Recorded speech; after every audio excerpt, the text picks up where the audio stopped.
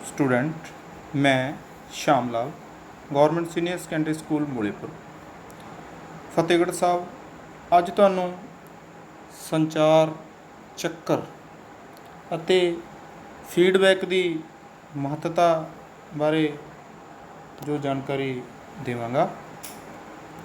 इस लैसन के दो भाग होंगे। भाग नंबर 1 ਦੇ ਵਿੱਚ ਹੋਏਗਾ संचार ਚੱਕਰ ਤੇ भाग नंबर 2 ਦੇ ਵਿੱਚ जो होएगा फीडबैक की है ਅਤੇ ਉਸ ਦੀ ਕੀ ਮਹੱਤਤਾ ਹੈ। ਜਿਵੇਂ ਤੁਸੀਂ ਜਾਣਦੇ ਹੋ कि जो संचार है, संचार की है ਜਦੋਂ ਅਸੀਂ ਆਪਣੇ ਮਨ ਦੇ ਹਾਵ ਭਾਵ ਜਾਂ ਆਪਣੇ ਮਨ ਦੇ ਵਿੱਚ ਉਤਪੰਨ ਹੋਈ ਗੱਲ ਨੂੰ ਬੋਲ ਕੇ, ਲਿਖ ਕੇ, ਇਸ਼ਾਰਿਆਂ ਦੁਆਰਾ, ਤਸਵੀਰਾਂ ਦੁਆਰਾ ਜਾਂ ਡਿਜੀਟਲ ਮੈਸੇਜ ਦੁਆਰਾ ਦੂਜੇ ਬੰਦੇ ਨੂੰ ਦੱਸਦੇ ਹਾਂ ਤਾਂ ਉਸ ਨੂੰ ਸੰਚਾਰ ਕਿਹਾ ਜਾਂਦਾ ਹੈ। ਸੰਚਾਰ ਨੂੰ ਪ੍ਰਭਾਵਸ਼ਾਲੀ ਬਣਾਉਣ ਦੇ ਲਈ ਇਨਸਾਨ ਕਈ ਤਰ੍ਹਾਂ ਦੀ ਜੋ ਹੈ ਤਸਵੀਰਾਂ ਦੀ ਜਾਂ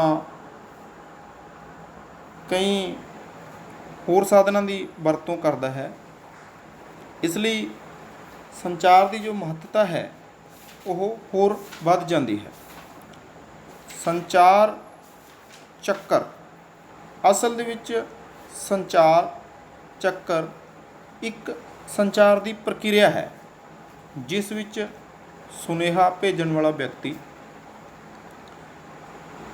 ਸੁਨੇਹੇ ਨੂੰ ਸ਼ਬਦਾਂ ਵਿੱਚ ਐਨਕੋਡ ਕਰਦਾ ਹੈ, ਮਤਲਬ ਸੁਨੇਹੇ ਦੇ ਲਈ ਸ਼ਬਦਾਂ ਦਾ ਚੁਣਾਵ ਕਰਦਾ ਹੈ। ਜੋ ਉਸ ਦੇ ਦਿਮਾਗ ਦੇ ਵਿੱਚ ਸੁਨੇਹਾ ਉਤਪੰਨ ਹੋਇਆ ਹੈ ਉਸ ਸੁਨੇਹੇ ਨੂੰ ਅੱਗੇ ਪਹੁੰਚਾਉਣ ਦੇ ਲਈ ਉਹ ਸ਼ਬਦਾਂ ਦਾ ਚੁਣਾਵ ਕਰਦਾ ਹੈ। ਉਸ ਤੋਂ ਬਾਅਦ ਉਹ ਇਹ ਡਿਸਾਈਡ ਕਰਦਾ ਹੈ ਕਿ ਜੋ ਸੁਨੇਹਾ ਹੈ ਉਹ ਬੋਲ ਕੇ ਦੇਣਾ ਹੈ, ਲਿਖ ਕੇ ਦੇਣਾ ਹੈ, ਟੈਲੀਫੋਨ ਰਾਹੀਂ ਦੇਣਾ ਹੈ, ਈਮੇਲ ਰਾਹੀਂ ਦੇਣਾ ਹੈ। ਇਹਨਾਂ ਚੀਜ਼ਾਂ ਦਾ ਉਹ ਚੁਣਾਵ ਕਰਦਾ ਹੈ। ਪ੍ਰਭਾਵ ਤੁਹਾਨੂੰ ਕਿਸੇ ਅਸਿੱਧੇ ਪਰ ਆਮ ਤੌਰ 'ਤੇ ਮਹੱਤਵਪੂਰਨ ਢੰਗ ਨਾਲ ਪ੍ਰਭਾਵਿਤ ਬਦਲਣ ਦੀ ਜ਼ਰੂਰਤ ਹੋ ਸਕਦੀ ਹੈ। ਜਿਵੇਂ ਕਿ ਭਾਵਨਾਵਾਂ ਨੂੰ ਜ਼ਾਹਰ ਕਰਨਾ, ਆਪਣੀਆਂ ਭਾਵਨਾਵਾਂ ਬਾਰੇ ਗੱਲ ਦੂਜੇ ਵਿਅਕਤੀ ਨੂੰ ਕਹਿਣਾ। ਮੀਨਸ ਪਹਿਲਾਂ ਜੋ ਇਨਸਾਨ ਹੈ ਉਹ ਇੱਕ ਆਪਣੇ ਦਿਮਾਗ ਦੇ ਵਿੱਚ ਜੋ ਸੋਚਦਾ ਹੈ ਉਸ ਨੂੰ ਦੂਜੇ ਵਿਅਕਤੀ ਨੂੰ ਦੱਸਣਾ ਚਾਹੁੰਦਾ ਹੈ। ਇਸ ਦੇ ਲਈ ਉਹ ਸ਼ਬਦਾਂ ਦਾ ਚੁਣਾਵ ਕਰਦਾ ਹੈ। ਜੋ ਸੁਨੇਹਾ ਦੇਣ ਵਾਲਾ ਵਿਅਕਤੀ ਹੈ ਉਹ ਇਸ ਢੰਗ ਨਾਲ ਸ਼ਬਦਾਂ ਦਾ ਚੁਣਾਵ ਕਰਦਾ ਹੈ ਜਾਂ ਉਸ ਨੂੰ ਇਸ ਢੰਗ ਨਾਲ ਸ਼ਬਦਾਂ ਦਾ ਚੁਣਾਵ ਕਰਨਾ ਚਾਹੀਦਾ ਹੈ ਤਾਂ ਕਿ ਜੋ ਸੁਨੇਹਾ ਸੁਣਨ ਵਾਲਾ ਹੈ ਉਸ ਨੂੰ ਸੁਨੇਹਾ ਅੱਛੇ ਤਰੀਕੇ ਨਾਲ ਸਮਝ ਵਿੱਚ ਆ ਜਾਵੇ ਅਤੇ ਪ੍ਰਭਾਵਸ਼ਾਲੀ ਸ਼ਬਦ ਜਿਨ੍ਹਾਂ ਨੂੰ ਸੁਨੇਹਾ ਦੇਣ ਵਾਲਾ ਵਰਤਦਾ ਹੈ ਉਹ ਸ਼ਬਦਾਂ ਦਾ ਚੁਣਾਵ ਉਸ ਨੂੰ ਇਸ ਪ੍ਰਕਾਰ ਕਰਨਾ ਚਾਹੀਦਾ ਹੈ ਕਿ ਸੁਣਨ ਵਾਲੇ ਨੂੰ ਜਲਦੀ ਸਮਝ ਦੇ ਵਿੱਚ ਆ ਜਾਵੇ, ਉਸ ਨੂੰ ਜ਼ਿਆਦਾ ਡੀਕੋਡਿੰਗ ਨਾ ਕਰਨੀ ਪਵੇ। ਪ੍ਰਭਾਵਸ਼ਾਲੀ ਢੰਗ ਨਾਲ ਵਿਚਾਰਾਂ ਦਾ ਆਦਾਨ ਪ੍ਰਦਾਨ ਕਰਨਾ ਵੀ ਇੱਕ ਕਲਾ ਹੈ।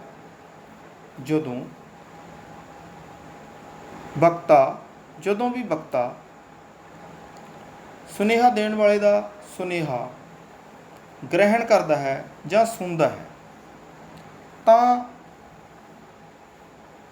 ਉਹ ਇਹ ਸਮਝਣ ਦੀ ਕੋਸ਼ਿਸ਼ ਕਰਦਾ ਹੈ ਕਿ ਜੋ ਸੰਚਾਰ ਕਰਨ ਵਾਲਾ ਵਿਅਕਤੀ ਹੈ ਉਹ ਕੀ ਕਹਿਣਾ ਚਾਹੁੰਦਾ ਹੈ।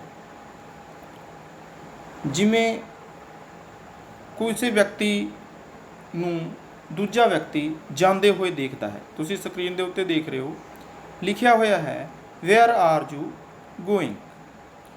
ਅਗਰ ਇੱਕ ਵਿਅਕਤੀ ਨੇ ਦੂਜੇ ਵਿਅਕਤੀ ਨੂੰ ਜਾਂਦੇ ਹੋਏ ਵੇਖਿਆ ਤਾਂ ਉਹ ਉਸ ਨੂੰ ਪੁੱਛਦਾ ਹੈ ਕਿ ਤੁਸੀਂ ਕਿੱਥੇ ਜਾ ਰਹੇ ਹੋ। ਇਹ ਉਸਨੇ ਕਿਉਂ ਪੁੱਛਿਆ? ਇਹ ਉਸਨੇ ਇਸ ਲਈ ਪੁੱਛਿਆ ਕਿ ਉਹ ਜਾਣ ਵਾਲੇ ਵਿਅਕਤੀ ਬਾਰੇ ਇਹ ਜਾਣਨਾ ਚਾਹੁੰਦਾ ਹੈ ਕਿ ਜਾਣ ਵਾਲਾ ਵਿਅਕਤੀ ਕਿੱਥੇ ਜਾ ਰਿਹਾ ਹੈ। ਸੋ ਪਹਿਲਾਂ ਉਹ ਦਿਮਾਗ ਦੇ ਵਿੱਚ ਸ਼ਬਦਾਂ ਦਾ ਚੁਣਾਵ ਕਰਦਾ ਹੈ, ਵੇਅਰ ਆਰ ਯੂ ਗੋਇੰਗ, ਤੁਸੀਂ ਕਿੱਥੇ ਜਾ ਰਹੇ ਹੋ। ਤਾਂ ਦੂਜਾ ਵਿਅਕਤੀ ਉਹ ਸੁਨੇਹਾ ਸੁਣਦਾ ਹੈ, ਮੀਨਸ ਮੈਸੇਜ ਨੂੰ ਰਿਸੀਵ ਕਰਦਾ ਹੈ। ਉਸ ਤੋਂ ਬਾਅਦ ਉਹ ਜਵਾਬ ਦੇ ਲਈ ਆਪਣੇ ਦਿਮਾਗ ਦੇ ਵਿੱਚ ਸ਼ਬਦਾਂ ਦਾ ਚੁਣਾਵ ਕਰਦਾ ਹੈ ਅਤੇ ਆਨਸਰ ਦਿੰਦਾ ਹੈ, I am going to home giving information. ਮਤਲਬ ਕਿ ਉਹ ਸਵਾਲ ਪੁੱਛਣ ਵਾਲੇ ਵਿਅਕਤੀ ਨੂੰ ਇਹ ਜਵਾਬ ਦਿੰਦਾ ਹੈ ਕਿ ਮੈਂ ਘਰ ਨੂੰ ਜਾ ਰਿਹਾ ਹਾਂ। ਇਹ ਜੋ ਹੈ ਸੰਚਾਰ ਦਾ ਇੱਕ ਛੋਟਾ ਜਿਹਾ ਚੱਕਰ ਹੈ। ਉਸ ਤੋਂ ਬਾਅਦ ਸੰਚਾਰ ਦੇ ਤੱਤ। ਸੰਚਾਰ ਦੇ ਜਿਹੜੇ ਤੱਤ ਨੇ ਇਹ ਜੋ 6 ਹਨ। ਨੰਬਰ 1, ਸੰਚਾਰ ਦੇ ਜਿਹੜੇ 6 ਤੱਤ ਹਨ। ਨੰਬਰ 1, ਆਈਡੀਆ ਉਤਪੰਨ ਹੋਣਾ। ਦਿਮਾਗ ਦੇ ਵਿੱਚ ਆਈਡੀਆ ਉਤਪੰਨ ਹੋਣਾ ਮਤਲਬ ਇਹ ਕਿ ਕੋਈ ਜੋ ਹੈ ਕਿਸੇ ਵਿਅਕਤੀ ਦੇ ਦਿਮਾਗ ਦੇ ਵਿੱਚ ਇੱਕ ਆਈਡੀਆ ਉਤਪੰਨ ਹੁੰਦਾ ਹੈ ਕਿ ਮੈਂ ਕੁਝ ਕਹਿਣਾ ਹੈ।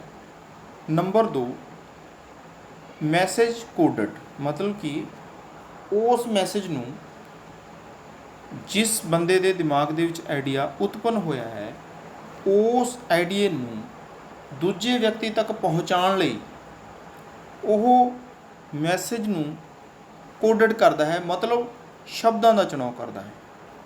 ਨੰਬਰ 3, ਮੈਸੇਜ ਸੈਂਡ, ਮਤਲਬ ਉਹ ਵਿਅਕਤੀ ਅਗਲੇ ਵਿਅਕਤੀ ਨੂੰ ਮੈਸੇਜ ਦਿੰਦਾ ਹੈ।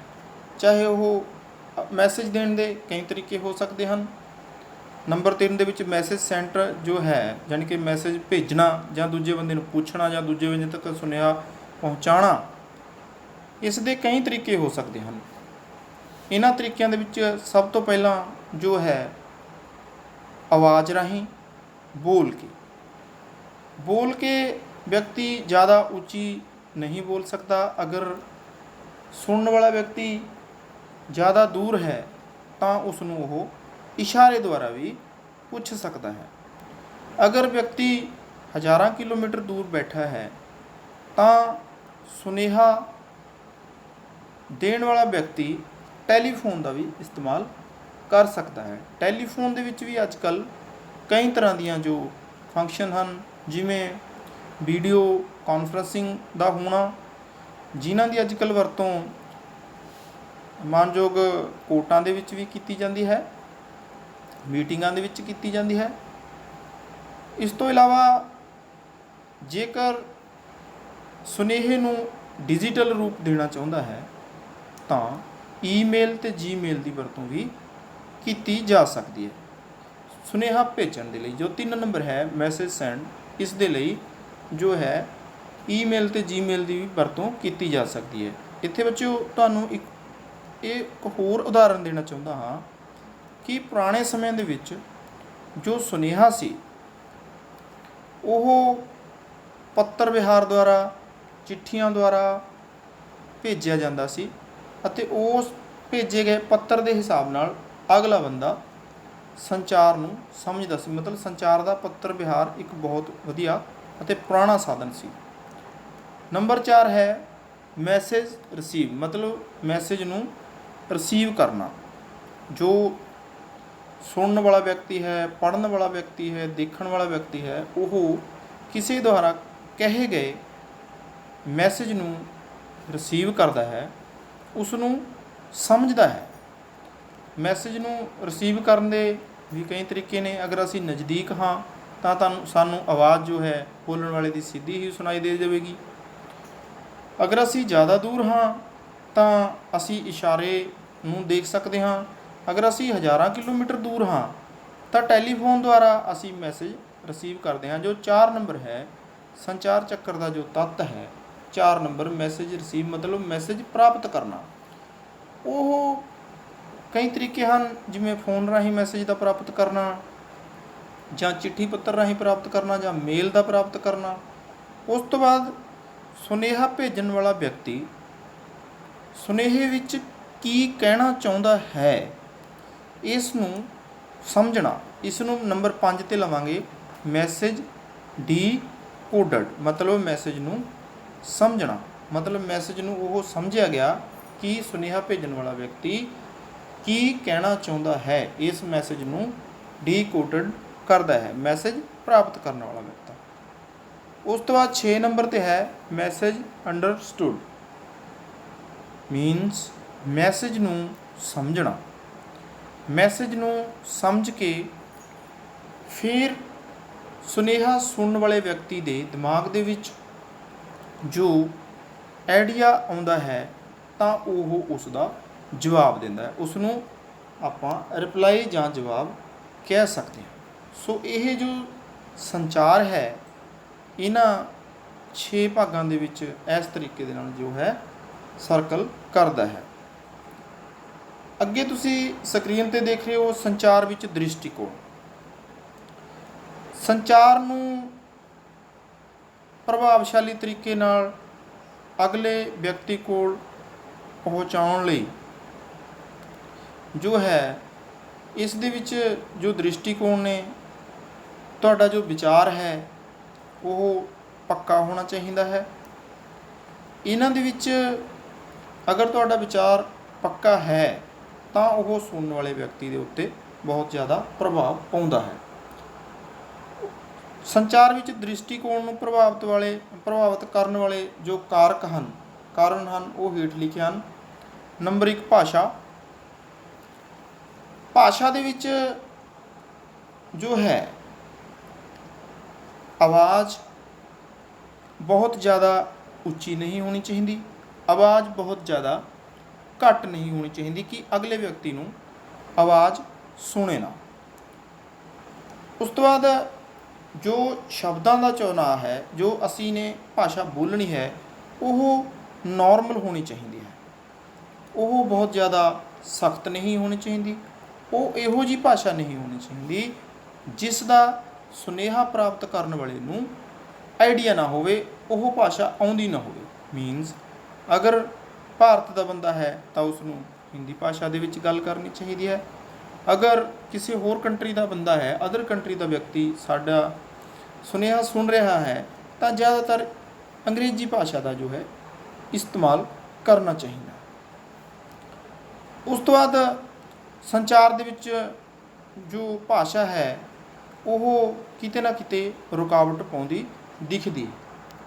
ਸਾਨੂੰ ਇਹੋ ਜਿਹੀ ਭਾਸ਼ਾ ਦਾ ਇਸਤੇਮਾਲ ਕਰਨਾ ਚਾਹੀਦਾ ਹੈ ਜਿਸ ਨਾਲ ਦੂਜੇ ਵਿਅਕਤੀ ਨੂੰ ਸਾਡੇ ਮੈਸੇਜ ਦਾ ਪਤਾ ਲੱਗ ਸਕੇ ਔਰ ਸਾਡੀ ਭਾਸ਼ਾ ਸਮਝ ਆ ਸਕੇ। ਅਗਲਾ ਜੋ ਹੈ ਕਾਰਕ ਹੈ ਸੰਚਾਰ 'ਤੇ ਅਸਰ ਪਾਉਣ ਵਾਲਾ ਵਿਜ਼ੂਅਲ ਧਾਰਨਾ। ਮਤਲਬ ਜੋ ਅਸੀਂ ਅੱਖਾਂ ਰਾਹੀਂ ਦੇਖਦੇ ਹਾਂ, ਜੋ ਅਸੀਂ ਅੱਖਾਂ ਰਾਹੀਂ ਦੇਖ ਕੇ ਅਗਲੇ ਬੰਦੇ ਨੂੰ ਦੱਸਣਾ ਚਾਹੁੰਦੇ ਹਾਂ, ਮਤਲਬ ਸਾਡੀਆਂ ਅੱਖਾਂ ਦੁਆਰਾ ਤਿਆਰ ਕੀਤਾ ਗਿਆ ਇੱਕ ਆਈ ਸਕੈਚ ਕਹਿ ਲਈਏ, ਉਹ ਅਸੀਂ ਅਗਲੇ ਬੰਦੇ ਨੂੰ ਦੱਸਣਾ ਹੁੰਦਾ ਹੈ। ਸੋ ਇਹ ਜੋ ਸੰਚਾਰ ਦੇ ਵਿੱਚ ਕਾਫੀ ਵਿਜ਼ੂਅਲ ਧਾਰਨਾ ਜੋ ਹੈ ਮੀਨਸ ਦੇਖ ਕੇ ਤਿਆਰ ਕੀਤਾ ਗਿਆ ਸੰਚਾਰ ਬਹੁਤ ਮਹੱਤਵ ਰੱਖਦਾ ਹੈ। ਉਸ ਤੋਂ ਅਗਲਾ ਹੈ ਪਿਛਲੇ ਤਜਰਬੇ। ਪਿਛਲੇ ਤਜਰਬੇ ਮੀਨਸ ਅਗਰ ਅਸੀਂ ਦੇਖਦੇ ਹਾਂ ਕਿ ਪਹਿਲਾਂ ਅਗਰ ਅਸੀਂ ਕਿਸੇ ਵਿਅਕਤੀ ਨੂੰ ਗਣਿਤ ਦੀ ਪ੍ਰੀਖਿਆ ਦੇ ਵਿੱਚ ਘੱਟ ਅੰਕ ਪ੍ਰਾਪਤ ਕੀਤੇ ਨੇ, ਸੋ ਇਸ ਦਾ ਕਾਰਨ ਕੀ ਸੀ? ਇੱਕ ਵਿਅਕਤੀ ਕਹਿੰਦਾ ਕਿ ਮੈਂ ਆਪਣੀ ਗਣਿਤ ਦੀ ਪ੍ਰੀਖਿਆ ਵਿੱਚ ਘੱਟ ਅੰਕ ਪ੍ਰਾਪਤ ਕੀਤੇ, ਇਸ ਲਈ ਮੈਂ ਕਲਾਸ ਵਿੱਚ ਪ੍ਰਸ਼ਨ ਦਾ ਜਵਾਬ ਦੇਣ ਤੋਂ ਡਰਦਾ ਹਾਂ। ਮਤਲਬ ਜੋ ਵਿਅਕਤੀ ਹੈ ਜਾਂ ਇੱਕ ਸਟੂਡੈਂਟ ਹੈ ਉਹ ਅਗਰ ਸੰਚਾਰ ਦੇ ਪਿਛਲੇ ਤਜਰਬਿਆਂ ਤੋਂ ਕਾਫੀ ਕੁਝ ਸਿੱਖਦਾ ਹੈ। ਅਗਲਾ ਹੈ ਪੱਖਪਾਤ। ਇਸ ਦੇ ਵਿੱਚ ਵਿਦਿਆਰਥੀ ਜੋ ਗੱਲਬਾਤ ਕਰਦਾ ਹੈ, ਜੋ ਵਿਅਕਤੀ ਗੱਲਬਾਤ ਕਰਦਾ ਹੈ, ਉਸ ਨੂੰ ਕਲਾਸ ਦੇ ਵਿੱਚੋਂ ਅਸੀਂ ਰੋਕ ਵੀ ਸਕਦੇ ਹਾਂ। ਅਗਰ ਸਾਡੇ ਸੰਚਾਰ ਦੇ ਵਿੱਚ ਵਿਘਨ ਪੈਂਦਾ ਹੈ ਤਾਂ ਅਸੀਂ ਉਸ ਵਿਅਕਤੀ ਨੂੰ ਰੋਕ ਸਕਦੇ ਹਾਂ। ਭਾਵਨਾਵਾਂ ਤੋਂ ਭਾਵ ਹੈ ਕਿ ਅਗਰ ਅਸੀਂ ਕਿਸੇ ਵਿਅਕਤੀ ਨੂੰ ਕੋਈ ਮੈਸੇਜ ਦੇ ਰਹੇ ਹਾਂ ਤਾਂ ਸਾਨੂੰ ਉਸ ਦੀਆਂ ਆਰਥਿਕ, ਸਮਾਜਿਕ ਭਾਵਨਾਵਾਂ ਦਾ ਧਿਆਨ ਰੱਖਣਾ ਚਾਹੀਦਾ ਹੈ। ਸਾਨੂੰ ਅਜਿਹੀ ਕੋਈ ਗੱਲ ਨਹੀਂ ਕਰਨੀ ਚਾਹੀਦੀ ਜਿਸ ਨਾਲ ਸੁਨੇਹਾ ਸੁਣਨ ਵਾਲੇ ਵਿਅਕਤੀ ਨੂੰ ਦੀ ਭਾਵਨਾ ਨੂੰ ਕੋਈ ਠੇਸ ਪਹੁੰਚੇ। ਉਸ ਤੋਂ ਬਾਅਦ ਹੈ ਵਾਤਾਵਰਨ ਤੋਂ ਭਾਵ ਹੈ ਅਗਰ ਅਸੀਂ ਬਹੁਤ ਸ਼ੋਰ ਸ਼ਰਾਬੇ ਵਾਲੇ ਇਲਾਕੇ ਦੇ ਵਿੱਚ ਸੰਚਾਰ ਕਰ ਰਹੇ ਹਾਂ, ਕਿਸੇ ਨੂੰ ਕੁਝ ਦੱਸ ਰਹੇ ਹਾਂ, ਤਾਂ ਉੱਥੇ ਤਾਂ ਪਹਿਲਾਂ ਹੀ ਜੋ ਬਹੁਤ ਸ਼ੋਰ ਸ਼ਰਾਬਾ ਹੈ ਉਹ ਵਿਅਕਤੀ ਨੂੰ ਜੋ ਮੈਸੇਜ ਹੈ ਠੀਕ ਤਰੀਕੇ ਨਾਲ ਕਲੀਅਰ ਨਹੀਂ ਹੋਵੇਗਾ। ਜਿਵੇਂ ਕਿ ਕਿਸੇ ਫੰਕਸ਼ਨ ਦੇ ਉੱਤੇ ਬਹੁਤ ਉੱਚੀ ਆਵਾਜ਼ ਦੇ ਵਿੱਚ ਡੀਜੇ ਚਲਾਇਆ ਜਾਂਦਾ ਹੈ, ਅਸੀਂ ਉੱਥੇ ਕਿਸੇ ਨੂੰ ਸਰਕਾਰੀ ਮੈਸੇਜ ਦੱਸਣ ਲੱਗ ਜਾਂਦੇ ਹਾਂ, ਤਾਂ ਇਸ ਗੱਲ ਦੀ ਕੋਈ ਗਰੰਟੀ ਨਹੀਂ ਹੈ ਕਿ ਉਸ ਨੂੰ ਇਹ ਮੈਸੇਜ ਅੱਛੇ ਤਰੀਕੇ ਨਾਲ ਸਮਝ ਹੀ ਆ ਜਾਵੇਗਾ, ਕਿਉਂਕਿ ਉੱਥੇ ਬਹੁਤ ਜ਼ਿਆਦਾ ਸ਼ੋਰ ਸ਼ਰਾਬਾ ਹੈ। ਜਿਵੇਂ ਰੇਲਵੇ ਸਟੇਸ਼ਨ, ਬੱਸ ਸਟਾਪ, ਬਾਜ਼ਾਰ ਵਾਲਾ ਏਰੀਆ, ਇਹੋ ਜਿਹੇ ਇਲਾਕਿਆਂ ਦੇ ਵਿੱਚ ਅਸੀਂ ਜੋ ਹੈ ਆਪਣਾ ਆਫਿਸ ਨਾਲ ਸੰਬੰਧਿਤ ਮੈਸੇਜ ਜਾਂ ਸਰਕਾਰੀ ਮੈਸੇਜ ਸਾਨੂੰ ਅਜਿਹੇ ਥਾਵਾਂ ਦੇ ਉੱਤੇ ਕਨਵੇ ਨਹੀਂ ਕਰਨਾ ਚਾਹੀਦਾ, ਕਿਉਂਕਿ ਅਜਿਹੇ ਥਾਵਾਂ ਦੇ ਉੱਤੇ ਕੋਈ ਗਰੰਟੀ ਨਹੀਂ ਹੈ ਕਿ ਸੁਣਨ ਵਾਲੇ ਨੂੰ ਅਗਲਾ ਜੋ ਹੈ ਮੈਸੇਜ ਸਮਝ ਹੋ ਗਿਆ ਹੋਵੇਗਾ। ਨਿੱਜੀ ਕਾਰਕ ਤੁਹਾਡੀਆਂ ਆਪਣੀਆਂ ਭਾਵਨਾਵਾਂ, ਤੁਹਾਡੇ ਖੁਦ ਦੀ ਬੋਲਣ ਦੀ ਜੋ ਹੈ ਸਮਰੱਥਾ ਜਾਂ ਤੁਹਾਡੇ ਬੋਲਣ ਦਾ ਤਰੀਕਾ ਉਹ ਠੀਕ ਹੋਣਾ ਚਾਹੀਦਾ ਹੈ, ਤਾਂ ਕਿ ਅਗਲੇ ਵਿਅਕਤੀ ਨੂੰ ਜੋ ਹੈ ਸੰਚਾਰ ਸੁਣਨ ਦੇ ਵਿੱਚ, ਤੁਹਾਡੇ ਦੁਆਰਾ ਕਹੀ ਗਈ ਗੱਲ ਕਹਿਣ ਦੇ ਵਿੱਚ, ਸਮਝਣ ਦੇ ਵਿੱਚ ਕੋਈ ਦਿੱਕਤ ਨਾ ਆਵੇ। ਸੱਭਿਆਚਾਰ ਤੋਂ ਮਤਲਬ ਹੈ ਜਿਵੇਂ ਕਿਸੇ ਨੂੰ ਸਿੱਧਾ ਅੰਗੂਠਾ ਦਿਖਾਉਣ ਤੋਂ ਮਤਲਬ ਹੈ ਅੱਛਾ ਮਹਿਸੂਸ ਕਰਨਾ, ਕਿਸੇ ਨੂੰ ਪੁੱਠਾ ਅੰਗੂਠਾ ਦਿਖਾਉਣ ਤੋਂ ਮਤਲਬ ਹੈ ਬੁਰਾ ਮਹਿਸੂਸ ਕਰਨਾ, ਕਿਸੇ ਦਾ ਅਪਮਾਨ ਕਰਨਾ। ਸੋ ਸਾਨੂੰ ਇਹ ਚੀਜ਼ਾਂ ਦੀ ਵਰਤੋਂ ਨਹੀਂ ਕਰਨੀ ਚਾਹੀਦੀ ਜੋ ਕਿਸੇ ਦੀਆਂ ਧਾਰਮਿਕ ਜਾਂ ਨਿੱਜੀ ਭਾਵਨਾਵਾਂ ਨੂੰ ਠੇਸ ਪਹੁੰਚਾਉਂਦੀਆਂ ਹੋਣ। ਇਸ ਤੋਂ ਬਾਅਦ ਜੋ ਸੰਚਾਰ ਹੈ ਉਸ ਨੂੰ ਪ੍ਰਭਾਵਸ਼ਾਲੀ ਬਣਾਉਣ ਦੇ ਲਈ ਜੋ ਹੈ ਹੇਠਾਂ ਲਿਖੇ ਜੋ ਤੱਤ ਨੇ ਜਾਂ ਹੇਠਾਂ ਲਿਖੇ ਤਰੀਕੇ ਨੇ ਆਪਾਂ ਕਹਿ ਲਈਏ ਉਹ ਹੋਣੇ ਚਾਹੀਦੇ ਨੇ। ਨੰਬਰ 1 ਕਲੀਅਰ, ਜੋ ਸਾਡਾ ਸੁਨੇਹਾ ਹੈ ਉਹ ਸਾਫ਼, ਛੋਟਾ ਅਤੇ ਕਲੀਅਰ ਹੋਣਾ ਚਾਹੀਦਾ ਹੈ। ਨੰਬਰ 2 ਕੌਨਸਾਈਜ਼ ਤੋਂ ਮਤਲਬ ਹੈ ਕਿ ਸਾਨੂੰ ਸਿੰਪਲ, ਬਿਲਕੁਲ ਸੌਖੇ ਸ਼ਬਦਾਂ ਦਾ ਜੋ ਹੈ ਵਰਤੋਂ ਕਰਨੀ ਚਾਹੀਦੀ ਹੈ। ਉਸ ਤੋਂ ਬਾਅਦ ਕੰਸਰਟੇਟ ਤੋਂ ਮਤਲਬ ਹੈ ਕਿ ਸਾਨੂੰ ਜੋ ਹੈ ਅੱਛੇ ਯੂਜ਼ ਆਫ ਵਰਡ ਐਂਡ ਪਰਹੇਜ਼, ਮਤਲਬ ਸਾਨੂੰ ਜਿਹੜੇ ਨੇ ਅੱਛੇ ਵਰਡ ਉਦੋਂ ਯੂਜ਼ ਕਰਨੇ ਚਾਹੀਦੇ ਨੇ। ਕਰੈਕਟ, ਅਗਰ ਅਸੀਂ ਲਿਖਤ ਭਾਸ਼ਾ ਦੇ ਵਿੱਚ ਕਿਸੇ ਨੂੰ ਸੁਨੇਹਾ ਦੇ ਰਹੇ ਹਾਂ ਤਾਂ ਸਾਨੂੰ ਸਪੈਲਿੰਗਾਂ ਦਾ ਖਾਸ ਧਿਆਨ ਰੱਖਣਾ ਹੋਵੇਗਾ, ਕਿਉਂਕਿ ਵੇਟ ਔਰ ਵੇਟ, ਇੱਕ ਵੇਟ ਦਾ ਮਤਲਬ ਹੈ ਇੰਤਜ਼ਾਰ, ਦੂਜੇ ਵੇਟ ਦਾ ਮਤਲਬ ਹੈ ਭਾਰ। ਸੋ ਇਹਦੇ ਵਿੱਚ ਕਨਫਿਊਜ਼ਨ ਨਾ ਹੋ ਜਾਵੇ, ਇਸ ਕਰਕੇ ਸਾਨੂੰ ਕਰੈਕਟ ਜਿਹੜੇ ਸ਼ਬਦ ਨੇ ਉਹਨਾਂ ਦਾ ਚੁਣਾਵ ਕਰਨਾ ਚਾਹੀਦਾ ਹੈ। ਉਸ ਤੋਂ ਬਾਅਦ ਜੋ ਹੈ ਤੁਸੀਂ ਅਗਲਾ ਜੋ ਹੈ ਕਾਰਨ ਹੈ ਜਾਂ ਆਪਾਂ ਇਸ ਨੂੰ ਅਗਲਾ ਤੱਥ ਕਹਿ ਲਈਏ, ਇਹ ਇਸ ਤਰੀਕੇ ਦਾ ਹੋਣਾ ਚਾਹੀਦਾ ਹੈ ਕਿ ਅਗਲੇ ਵਿਅਕਤੀ ਨੂੰ ਸਮਝ ਹੋਣਾ ਚਾਹੀਦੀ ਹੈ। ਕੰਪਲੀਟ, ਸੋ ਜੋ ਤੁਹਾਡਾ ਸੁਨੇਹਾ ਹੈ ਉਹ ਬਿਲਕੁਲ ਕੰਪਲੀਟ ਹੋਣਾ ਚਾਹੀਦਾ ਹੈ, ਉਹ ਬਿਲਕੁਲ ਪੂਰਨ ਤੌਰ ਦੇ ਉੱਤੇ ਹੋਣਾ ਚਾਹੀਦਾ ਹੈ। ਅਧੂਰਾ ਸੁਨੇਹਾ ਸਮਝ ਕੇ ਅੱਗੇ ਵਾਲਾ ਵਿਅਕਤੀ ਕੋਈ ਕੰਮ ਠੀਕ ਤਰੀਕੇ ਨਾਲ ਨਹੀਂ ਕਰ ਸਕਦਾ। ਉਸ ਤੋਂ ਬਾਅਦ ਜੋ ਹੈ ਕੋਰਟੀਅਸ ਤੋਂ ਮਤਲਬ ਹੈ ਕਿ ਬੀ ਰਿਸਪੈਕਟਫੁਲ, ਫਰੈਂਡਲੀ ਐਂਡ ਹੌਨੈਸਟ। ਅਗਰ ਤੁਸੀਂ ਕਿਸੇ ਨੂੰ ਸੁਨੇਹਾ ਦੇ ਰਹੇ ਹੋ ਤਾਂ ਇਸ ਤਰੀਕੇ ਦੇ ਨਾਲ ਸੁਨੇਹਾ ਦਿਓ ਕਿ ਤੁਸੀਂ ਅਗਲੇ ਨੂੰ ਰਿਸਪੈਕਟ ਕਰ ਰਹੇ ਹੋ, ਉਸ ਦੇ ਨਾਲ ਮਿੱਤਰਤਾ ਵਾਲਾ ਵਿਹਾਰ ਕਰ ਰਹੇ ਹੋ ਅਤੇ ਇਮਾਨਦਾਰੀ ਵਾਲਾ ਵਰਤਾਓ ਕਰ ਰਹੇ ਹੋ। ਸੋ ਇਹ ਜੋ ਹੈ ਸਾਰੇ ਤੱਤ ਨੇ ਸੰਚਾਰ ਦੀਆਂ ਗਤੀਵਿਧੀਆਂ ਦੇ ਉੱਤੇ ਪ੍ਰਭਾਵ ਪਾਉਂਦੇ ਨੇ। ਇਸ ਤੋਂ ਬਾਅਦ ਜੋ ਹੈ ਫੀਡਬੈਕ, ਅਸੀਂ ਦੂਜਾ ਭਾਗ ਜੋ ਸ਼ੁਰੂ ਕਰਦੇ ਹਾਂ, ਦੂਜੇ ਭਾਗ ਦੇ ਵਿੱਚ ਹੈ ਫੀਡਬੈਕ ਦੀ ਮਹੱਤਤਾ।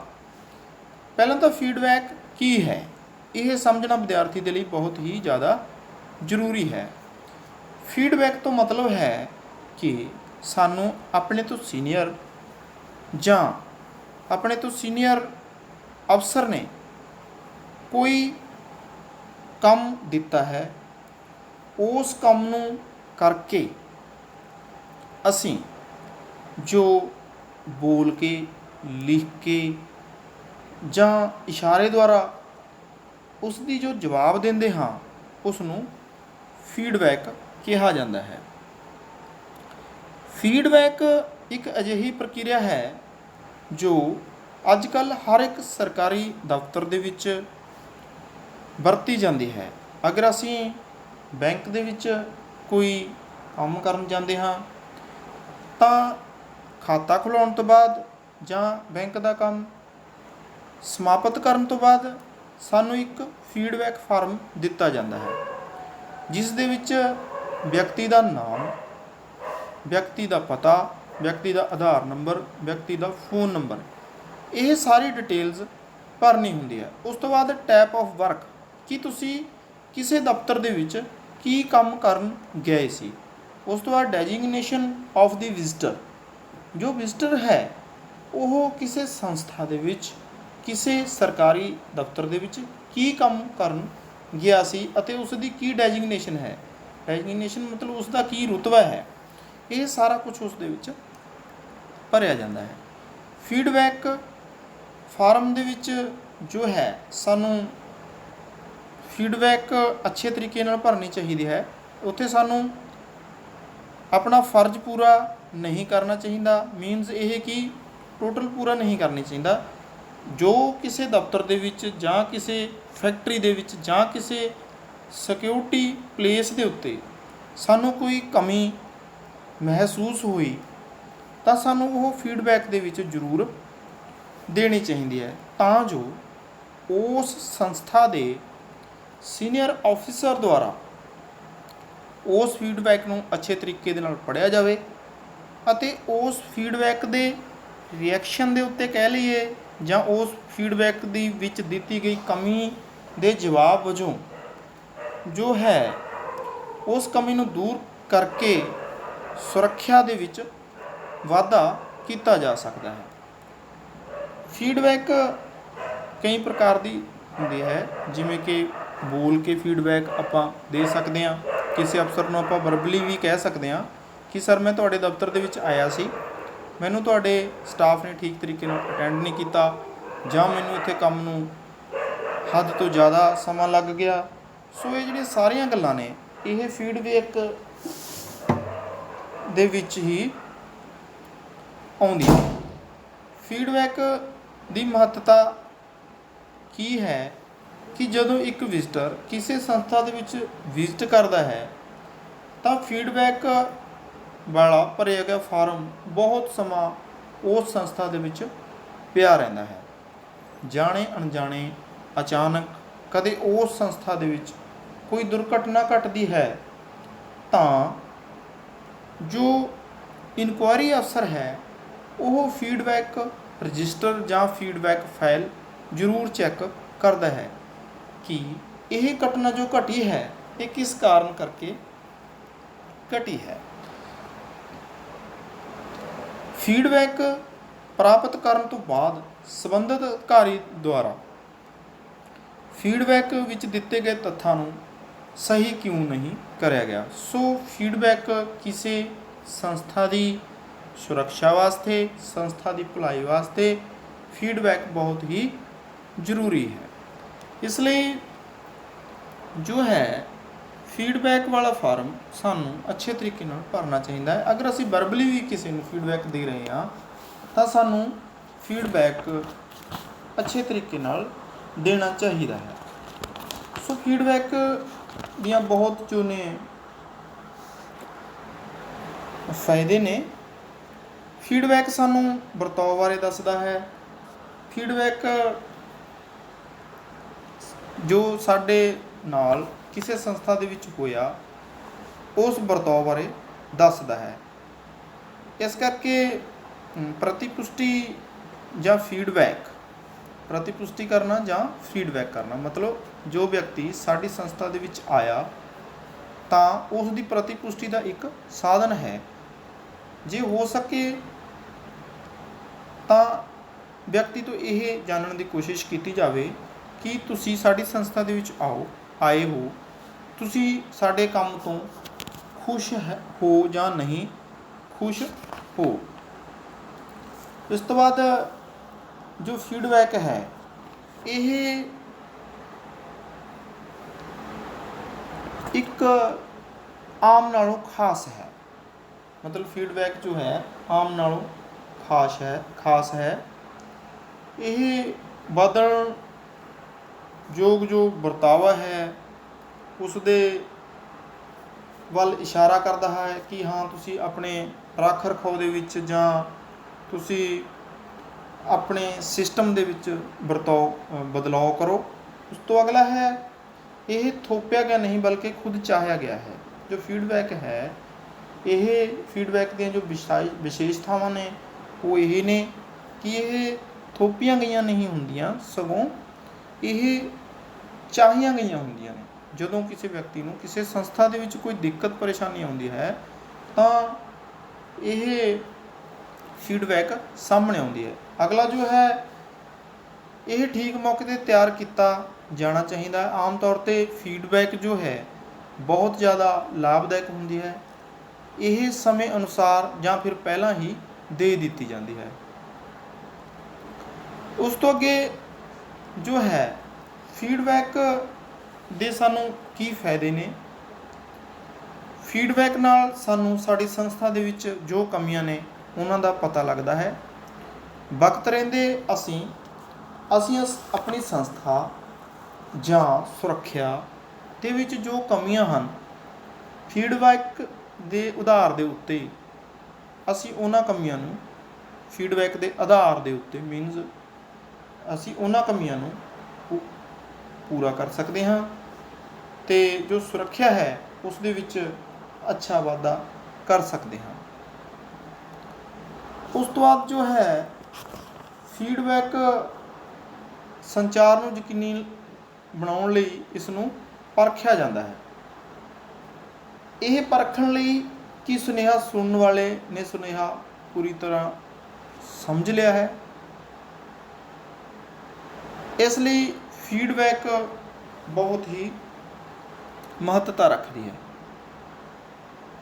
ਅੱਜ ਕੱਲ੍ਹ ਹਰ ਇੱਕ ਸਰਕਾਰੀ ਜਾਂ ਪ੍ਰਾਈਵੇਟ ਸੰਸਥਾਵਾਂ ਦੇ ਵਿੱਚ